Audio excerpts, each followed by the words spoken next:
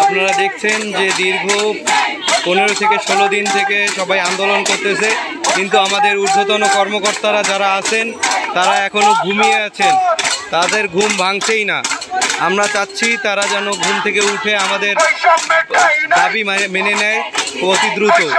আমরা আর কত class of করে ডিউটি অফ করে থাকবো এত?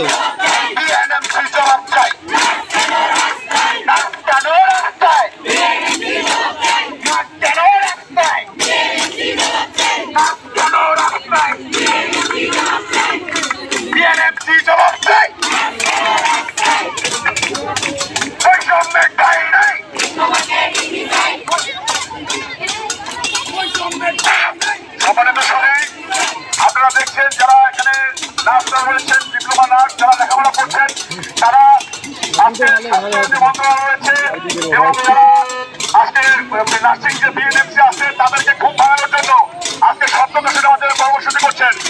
তারা ঘুমিয়ে আছেন, তাদের কোমলমতি সন্তানরা রাস্তায়, আর তারা ঘুমিয়ে আছেন।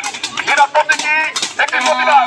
এই প্রতীকী প্রতিবাদ করার জন্য আপনারা দেখছেন যে তারা তাদের ঘুম ভাঙানোর জন্য সপ্তদোষণ করছেন এবং এই প্রতীকী প্রতিবাদের মাধ্যমে তারা শান্তিপূর্ণ এই প্রতিবাদের মাধ্যমে তারা জানিয়ে দিতে চান যে আপনারা ঘুম থেকে ওঠেন, নার্সদের দাবি আদায়ে, নার্সদের যে ডিপ্লোমা নার্সদের যে প্রাণের দাবি, ডিপ্লোমা নার্সদের যে আত্মার দাবি, ডিপ্লোমা নার্সদের যে মনের দাবি, সেটি ডিপ্লোমাকে ডিগ্রি ঘোষণা করা, সেটি আপনারা শোনেন, ঘুম থেকে জাগ্রত হন।